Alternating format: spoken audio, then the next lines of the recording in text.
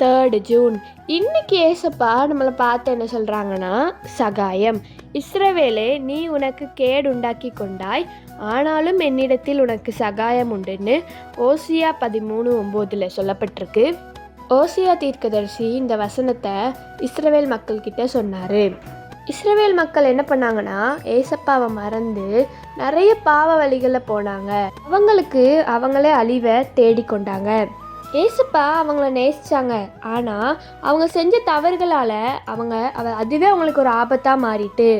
அப்போ ஏசப்பா சொல்லுவாங்க, நீங்கள் தவறி இழைத்தாலும் நான் உங்களை கைவிடுவதில்லை அப்படின்னு சொன்னோடனே, நான் அவங்கள ரட்சிக்க அப்படின்னு சொன்ன உடனே அந்த இஸ்ரவேல் மக்கள்லாம் தங்களோட பாவத்தை உணர்ந்து கொண்டாங்க.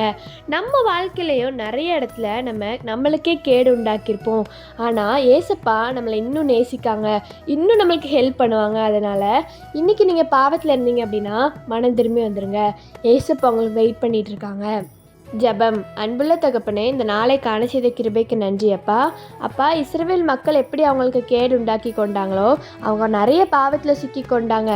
ஆனால் நீங்கள் அவங்களுக்கு சகாயம் கொடுத்து அவங்கள திருப்பி ரட்சித்தீங்க. அதே போல் எங்கள் வாழ்க்கையிலேயே நாங்கள் ஏதாவது ஒரு விஷயத்தில் நாங்கள் எங்களுக்கு கேடு உண்டாக்கியிருந்தால் நீங்கள் எங்களை ரட்சிங்க ஏசப்பா, எங்களுக்கு சகாயம் பண்ணுங்கள். இயேசுவின் மூலம் ஜெபிக்கிறோம் நல்ல பிதாவே, ஆமேன். பை ட்ரூத் ஆஃப் மில்ஷி, ஹாவ் அ கிரேட் டே.